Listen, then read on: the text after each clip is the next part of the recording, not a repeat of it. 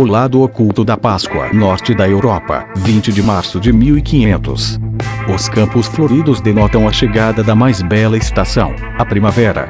As pessoas caminham aos derredores de suas cidades colhendo flores, guardando-as e repartindo-as entre as demais como forma de oferecer boas dádivas. Ainda é dia, e os adultos se reúnem nos campos floridos e iniciam um cântico de louvor a ela que todos os anos os tem agraciado com os encantos, as belezas e a magia da primavera. Seu nome é Ostara, ou Ostara, a deusa da primavera, a progenitora de todos os seres, a deusa mais sexy de todos os tempos, até mais que Afrodite. Um grupo de virgens é conduzido diante de um altar de pedra erguido no centro do campo. Em meio aos mantras, risos estridentes e a perfeita simetria dos cânticos dos pássaros, estas virgens são déspidas e somente aqueles que possuem os grandes conhecimentos mágicos é que poderão possuí-las na tentativa de agradar a deusa sexy, quero dizer, Ostara. Enquanto isso, os demais casais realizam verdadeiros bacanais, termo inspirado nos cultos ao deus Baco na Grécia, onde as pessoas trançavam loucamente e chapavam-se de vinho até o amanhecer. O prazer coletivo então toma conta dos vales, criando uma atmosfera de sensualidade misturada ao misticismo. Após a suruba, as pessoas trocavam presentes, mas não eram grandes presentes de valores imensuráveis e sim pequenos ovos, de galinha mesmo, ou pato se você preferir, coloridos e adornados, como forma de desejar muitos prazeres sexuais e muitos filhos durante a curta e furtiva existência. Pode até parecer um enredo de filme pornográfico da década de 70, mas esta história é tão verídica quanto o descobrimento do Brasil. Tais rituais de sexo eram celebrados durante os equinócios de primavera, comemorando aquilo que os antigos gregos chamavam de Páscoa, e os romanos de Pascaé. É isso mesmo, meu amigo. Essa história marca o início daquilo que a sociedade ocidental conhece como Páscoa. Enquanto do outro lado do mundo os judeus comemoravam a Pesach, a passagem do Egito à terra de Canaã, com uma Matzah, as festas dos pães azimos, os povos nórdicos o faziam comemorando a passagem, Pascaé, Páscoa, de outra estação, regada a muito baile funk, os cânticos histéricos e histéricos, e orgias. A junção de todas estas formas de celebração, com o adicional dos feitos históricos capitalistas, mais precisamente com os franceses do século XVIII, que instituíram os ovos de chocolate como forma de presentes, hoje nós temos a nossa passagem, a nossa Páscoa que cada vez mais se distancia de seu verdadeiro propósito, que é comemorar, trazer à memória, o sacrifício de Jesus na cruz do Calvário, precedido de sua ressurreição, a passagem da morte para o limiar de sua eterna existência. Como vocês podem perceber através dos meus e de vários outros artigos espalhados por aí, a nossa cultura nasceu de um sincretismo maluco, cujos significados primais nos é ocultado pela mídia consumista e mentirosa. Isto sem contar a covardia das autoridades eclesiásticas em sequenciar o silêncio que iniciou-se séculos atrás, desde que o Império Romano, através do Concílio de Niceia, decidiu que uniria todas estas culturas para instituir ao mundo a Páscoa cristã. Foi uma tentativa bem-sucedida do imperador Constantino em agradar gregos e troianos, sem que considerassem o cristianismo uma religião chata e nada altruísta. Você pode estar se perguntando, mas o que tem a ver a deusa Ostara, a primavera e o coelhinho da Páscoa com Jesus Cristo? E eu respondo, nada. Exceto o nome que se dá a esta comemoração. Mas antes de esmiuçar toda esta história, eu gostaria de compartilhar com você a história da deusa Ostara. Vamos lá. Ostara, Eostre, Ostara, eram nomes conferidos pelos povos celtas, anglo-saxões e escandinavos à deusa responsável pelo desabrochar das flores. Segundo a mitologia nórdica, ela vivia rodeada por crianças que cantarolavam sua beleza. Era como se fosse uma espécie de Michael Jackson na versão feminina. Você entendeu, né? E sua Neverland não se limitava a uma casa cheia de animais e parques de diversão, mas a Neverland de Ostara era ela mesma. Sua beleza, carisma, simplicidade e amor da natureza faziam com que todos os seres de alma pura e ingênua contemplassem-na e não desgrudassem a atenção de sua magnífica beleza. Até que um dia aproximou-se dela um pássaro e Ostara o transformou no seu animalzinho predileto, uma alegre. Lebres e coelhos eram cultuados no Ocidente como símbolo da sorte e da fertilidade. Todos os povos antigos guardavam em suas casas pés de coelho porque acreditavam que este traria sorte na vida, mas principalmente, sorte no amor e muito sex appeal. Na certa você deve ter algum vizinho ou parente que anda com um pé de coelho pendurado no chaveiro. Eu tenho certeza de que se você perguntar do que se trata, ele não saberá responder, apenas dirá que isto traz sorte. Sem querer cortar as asinhas de ninguém, mas a partir de hoje você terá a oportunidade de desmascarar essa mentira que a igreja, tanto católica quanto protestante, tem ocultado de você e do coitado do seu vizinho ou parente. Pois bem, o coelho ficou um pouco chateado por não mais poder voar e cantar, mas ao mesmo tempo sentiu-se feliz pela sua agilidade e pela sua potência sexual. Sua capacidade de botar ovos não lhe foi removida, pois o encantamento proferido pela deusa transmutou apenas na forma, não na essência. Ou seja, por fora ele era um coelho, mas no fundo ele era um pássaro, engaiolado, aprisionado naquela condição de mamífero pula-pula. Mas tudo bem, que importa os cânticos e a beleza da vida se ele tem o sexo? Esta pergunta te lembra algo muito similar na nossa época. Olhe em sua volta e veja quantas pessoas perdem suas belezas interiores por valorizarem muito mais seus ventres que seus corações. Veja quantas pessoas se perdem por acreditarem que o corpo perfeito é a chave que abre as portas da felicidade e do amor, mas no fim se deparam com uma enxurrada de buscas por prazeres sexuais e nada mais, tornando-se assim pessoas frustradas e crentes de que o amor é uma utopia. Entretanto, o coelho que um dia se tornou um pássaro, decidiu que todos os anos presentearia Ostera com seus lindos ovos e também os enterrariam nos campos floridos para que juntos passassem a eternidade brincando de procurá-los. Os norte-europeus também imitavam este gesto, mas com o adicional do sexo desenfreado que encerrava o ciclo das comemorações de equinócios de primavera. Isto acontecia sempre no mês de março, pois na época este era o primeiro mês do ano. No latim, a palavra prima significa primeira e vera significa estação, dando a entender que a primavera era a primeira estação, o mês de março.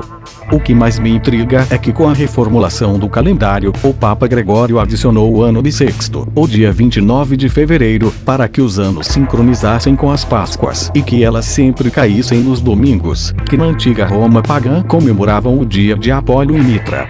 Ostera também foi assimilada às diversas outras deusas de nações diferentes. Na Grécia ela se chamava Eos, a deusa do amanhecer.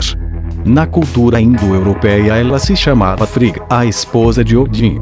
Nas culturas persas e fenícias, ela se chamava Astarte ou Astarote, hoje considerada um demônio que compõe uma das pontas do pentagrama, a quem os satanistas conferem o título de demônio dos ares, ou do vento.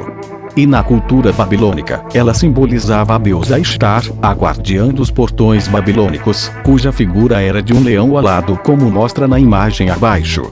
Hoje Ostera se mantém esquecida pelos povos, exceto pelas bruxas wicanas, que ainda realizam o sabá a cada chegada da primavera europeia, mesmo estando no Brasil.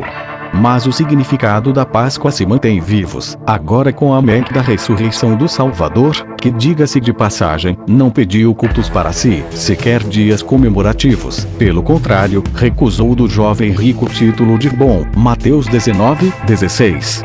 Certamente Jesus foi ressurreto no dia da Pessach hebraica, mas isto não quer dizer que devemos abraçar todas as Pessachs do mundo e atribuí-las a ele. Mas foi exatamente isto que aconteceu no Concílio de Nicéia com o imperador Constantino e o papado romano.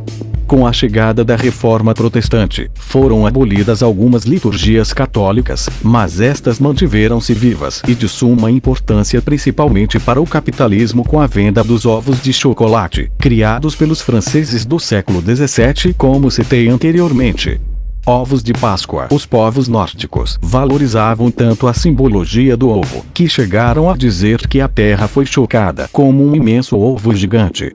Até mesmo nas culturas orientais, o ovo teve sua proeminência e seus momentos histéricos de contemplação absurda, quando os membros das primeiras dinastias chinesas presenteavam uns aos outros com ovos adornados. Em todas as culturas existentes no mundo, o ovo simboliza sempre a mesma coisa: fertilidade. E não há fertilidade sem a sexualidade.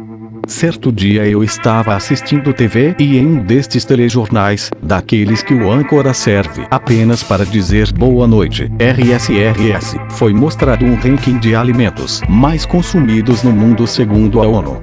Incrivelmente o chocolate ganhou a sexta posição na preferência global, perdendo apenas para o leite, pão, arroz, batata e a Coca-Cola. RSRSRSRSRSRS.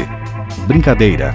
As hortaliças ganharam a quinta posição e eu me assustei ao saber que as pessoas preferem o chocolate que as carnes, que era o que eu acreditava estar sobre a mais elevada escala na preferência destes nobres predadores chamados Homo sapiens.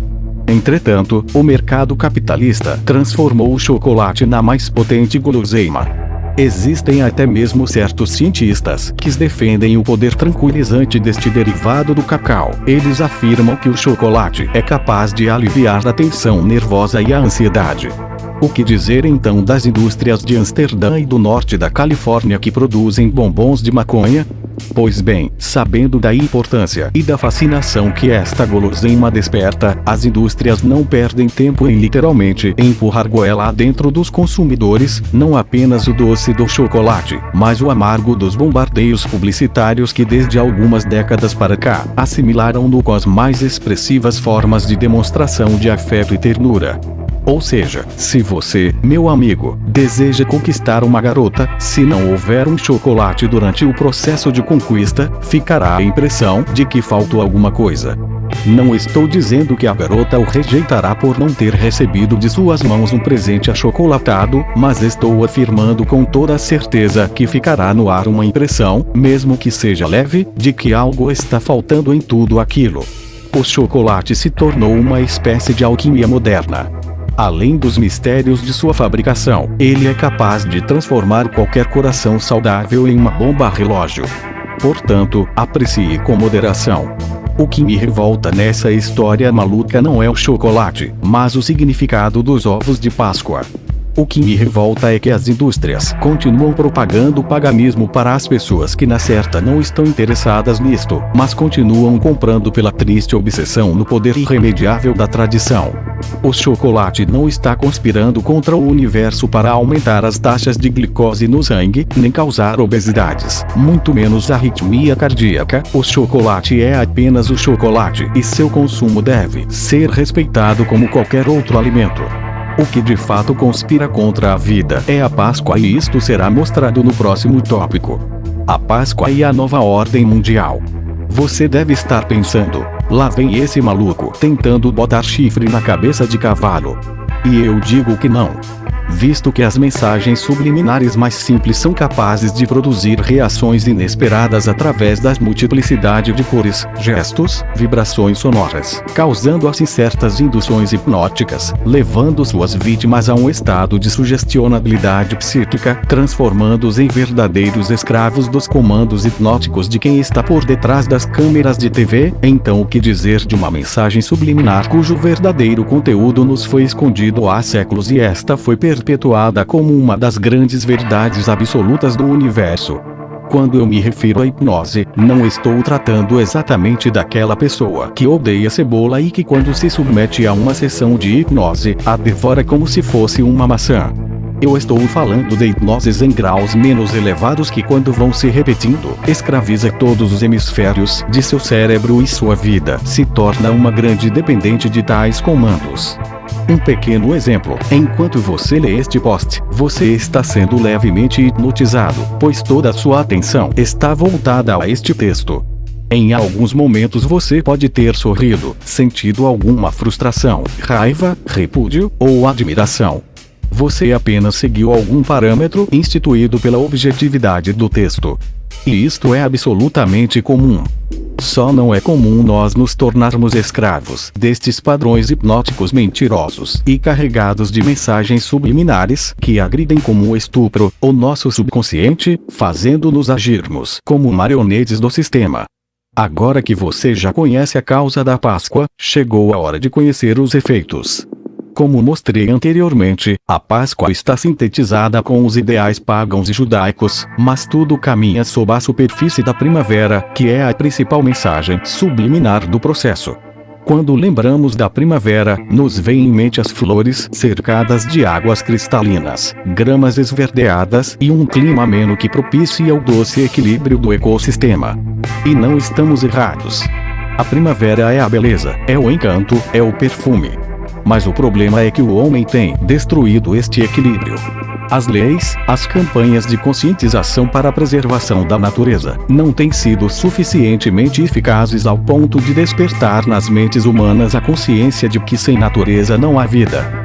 Mas o grande problema não está apenas na consciência dos civis, o problema maior está na ganância dos governos e dos empresários que alimentam a insaciabilidade humana, projetando máquinas superpotentes e superagressivas ao meio ambiente, pelo vil propósito de mostrar a todos que é possível viver e realizar todas as atividades diárias por meio de aparelhos eletrônicos. Eles mostram que viajar em um carro movido a gasolina que efetua um disparo de 120 km por segundo é mais confortável que caminhar ou mesmo andar de bicicleta. Eles te fazem acreditar que a vida de um galã de cinema que circula ao lado de uma linda mulher dentro de uma Ferrari, que é uma vida mais apropriada e com muito mais sentido.